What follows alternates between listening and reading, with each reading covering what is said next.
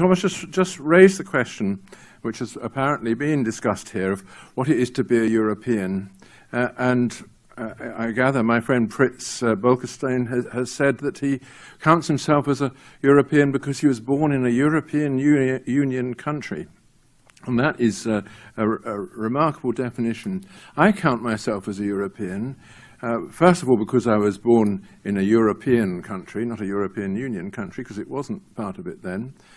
But much more importantly, because I am heir to the Christian faith, the Roman law, and the civilization of Europe, embodied in its institutions, its universities, and above all in its parliaments and its political procedures, which to me is the most important fact of my own upbringing.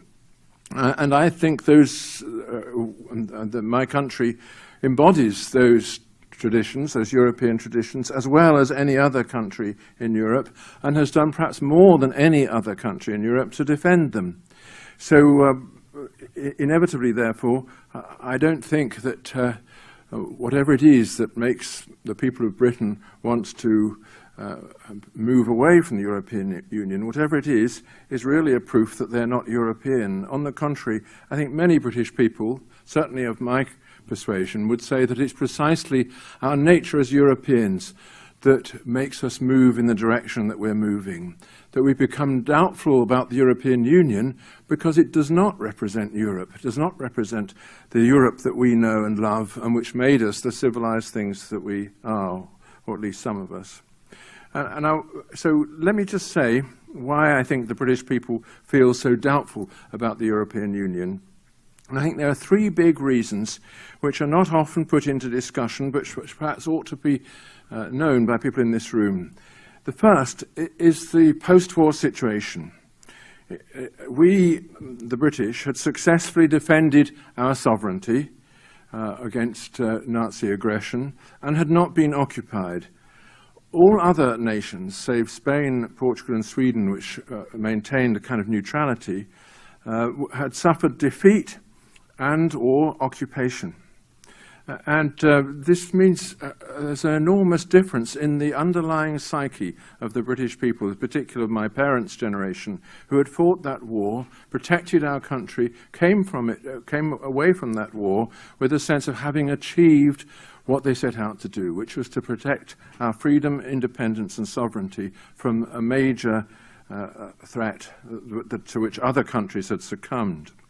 And I think this means that we start from a different premise, the premise that we have earned our freedom, we've defended our freedom, and in doing so defended Europe, the European values, against the most recent attempt to submerge them, which was the attempt of the Nazis.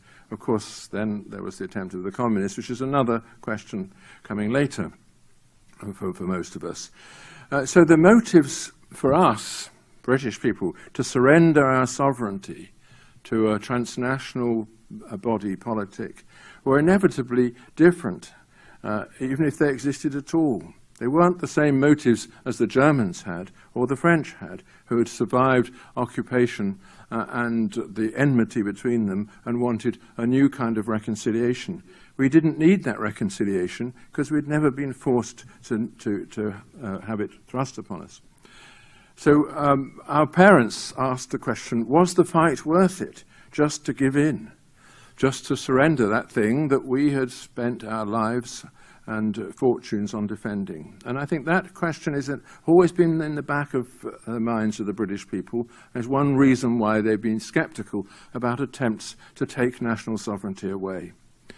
So that's the first big reason that the British are sceptical.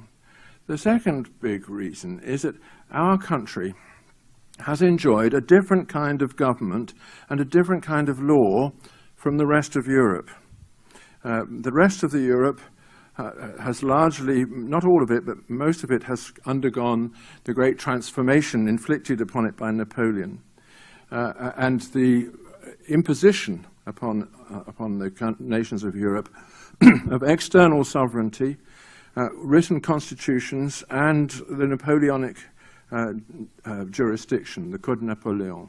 Your country used to have a beautiful system of law, Roman Dutch law, which survives in the modern world, but only in the places which were part of the British Empire, because we stole them from you.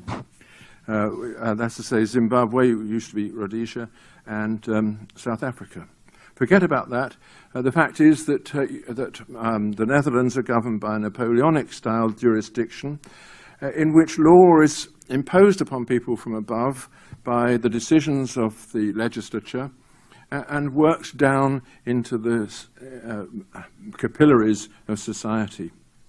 In my country, law is not largely, or wasn't largely, imposed from above, but was created in the courts. And indeed, to say that it was created is already to beg an important question. The British people regarded the courts of law, courts of the common law as it's called, as discovering the law. You take your dispute to a judge and the conflict that is really troubling you. You put it before that judge, and if he is impartial and proceeds according to the principles of natural justice, as they're called, then he will discover the legal solution, even if nobody has ever said it before. Parliament then has the business of ratifying this if it comes before Parliament, but much of our law has never come before Parliament. This is an extraordinary fact, that we have built up a legal system from below, from the resolution of the conflicts that occur between ordinary people, and only now and then with the intervention of the legislature imposing laws from above.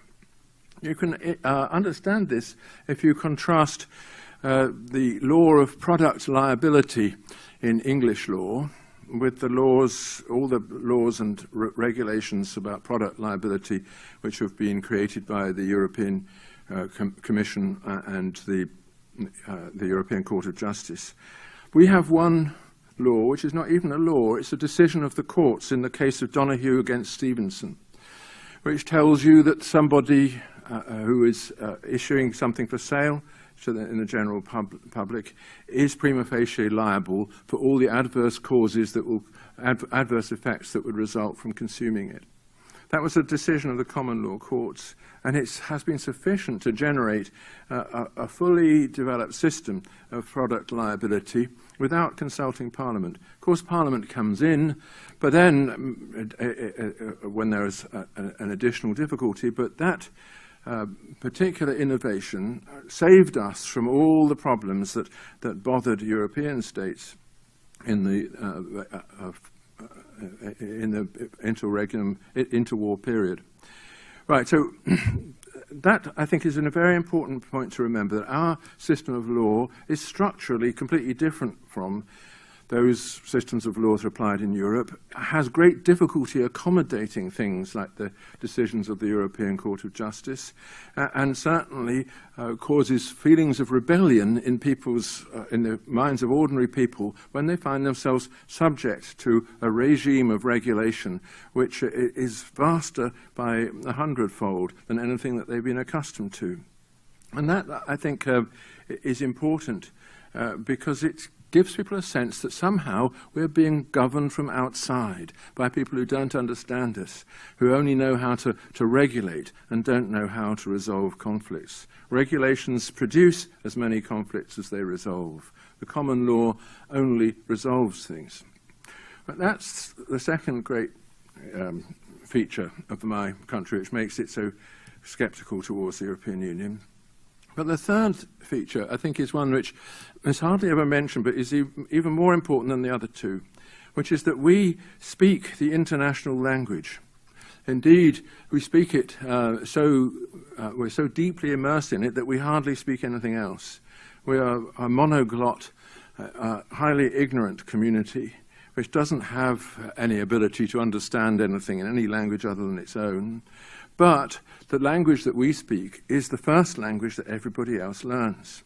So anybody who is remotely educated from any part of Europe can move into our country and establish himself or herself in our territory.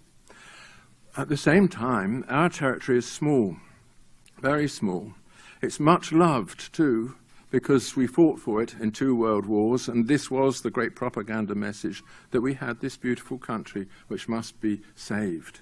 And anybody who's travelled in the British countryside knows what I mean. It's much loved and protected by long-standing institutions and initiatives, which I'm going to talk about tomorrow in Amsterdam at a meeting organised by the European Union, interestingly enough. It's a small territory. Our territory is even more densely populated, the territory of England at least, than that of the Netherlands. Yet you wouldn't think so to look at it. So we are effectively under siege due to the European Union's freedom of movement provisions, which bring 500,000 people each year into our tiny country. And those provisions are part of the treaty, deeply embedded in the treaty, almost impossible to change. And they are the things which are most objectionable to the British, who see that they have lost control of their borders and are now hosts to a vast number of people from the former communist countries in Eastern Europe who compete for jobs, of course, and most of all compete for houses and are, in effect, causing an enormous housing crisis which we don't know how to resolve. So, again, this goes back to the first big reason, the fact that we defended our sovereignty in a time of great emergency. And people ask themselves, how can there be such a thing as national sovereignty if you have lost the right to control your borders? If you can't exclude those whom you don't want in the country or invite or give special privileges to those whom you do. So those three great features of my country's position, which are not duplicated elsewhere in Europe, are the real underlying cause as to why British people feel so dissatisfied. You may object to them feeling dissatisfied on these grounds. You may think that this is primitive or in some way involves the kind of nationalistic consciousness from which the rest of the world has released itself. But I think that it probably is not really fair, because these feelings come from a deep sense of a political order that has endured for 1,000 years.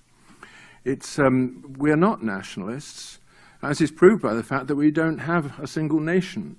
There are 4 nations wrapped together in the United Kingdom, none of which, except possibly the Scots, have recently expressed their national feelings in belligerent terms, all of whom think that they share this great political tradition and the land in which it has established itself, and they share also the law that I was referring to. We have to add to those 3 facts 2 very basic observations. First, that the European Union has, in its enthusiasm for dissolving borders, left itself unprotected against mass migrations. German guilt feelings, of course, make this worse. And there's no point in hiding from the fact that we're all extremely worried about what is going to be the consequences of Angela Merkel's gestures in recent weeks. Is there no limit to the people whom we're going to welcome? And if so, are we forced to accept, however crowded we are, however few resources we have to offer, are we forced to accept a complete transfer of populations into a country which has fought to protect itself from just that very thing, from the Lebensraum ambitions of its neighbours? Are we to ignore factors like knowledge, religion, adaptability, culture in incorporating new communities in our midst? That's a huge question that the European Union has fudged and forbidden us, in fact, in many ways from discussing. The second observation is that to be governed by a treaty is to put yourself in a situation where you can't adapt to change. Each nation can localize its problems and solve them or adapt to them if it can take legislative initiatives on its own. And that's the normal way in which countries face their problems, try to adapt to changing circumstances and to go on into the future. They pass laws or create institutions, initiate discussions which enable them to take a decision for themselves. But if they can't take that decision, how are they going to adapt? The treaty needs the signature of all its members to change in any very basic respect. But it was a treaty signed over 50 years ago by people who are dead in a situation that has vanished. Why should we be still governed by that rather than by our own decisions taken in our own parliaments, according to our own sense of what our problems are? Surely this is irrational. When Lenin imposed communism on the what became the Soviet Union, he destroyed all the institutions in which opposition could take shape. Not just the parliamentary institutions, but the legal institutions too, abolishing the courts and the legal profession and all the rest, so that there was no reverse gear. And the Soviet Union went on for 70 years until it finally met the brick wall which had been there all along. Building a political order without a reverse gear or without an ability to change in accordance with the needs of the moment is the greatest political mistake. It's the mistake of making a political order which won't recognize mistakes. And that's what I think the European Union has done by attaching all of its procedures to a treaty signed in a situation that has vanished. So out of this, there has arisen a strong sense that there's not just a democratic deficit in the European process, which many countries admit that there is, but a deficit of legitimacy in the whole thing. That the European process has confiscated national sovereignty, but offered nothing in exchange for it. And now, of course, here people give lots of economic arguments, and of course they're very complicated economic arguments, to which I give two replies before stopping, because I know that you won't accept anything that I've said so far. So I might as well get the whole lot down, so you can have some more things not to accept. First of all, the economic arguments don't tend in one direction. A customs union, of course, amplifies trade and therefore prosperity, but the European Union regime of regulations cuts against that, giving a competitive edge to countries on the Pacific Rim and controlling hours of work and conditions of labour in ways that make the European Union nations uncompetitive in the modern global economy. Now, these matters are complex, and I've discovered that no expert agrees with any other. The evidence of history, in my view, is that all economists are self-appointed authorities and that all their judgments are wrong. But, you know, that's only my view. The second reply to this is that the argument is not about economics anyway. It's about identity. Who are we? Imagine persuading people to share their house and their land with a family whose manners and values they cannot accept, on the grounds that they will be twice as wealthy if they do so. Their response would be, you know, okay, that's great that we would be twice as wealthy, but we wouldn't have what we really want, which is our love for each other, our attachment to this place, and our ability to govern ourselves according to our own way of life. And, you know, that seems a perfectly reasonable response.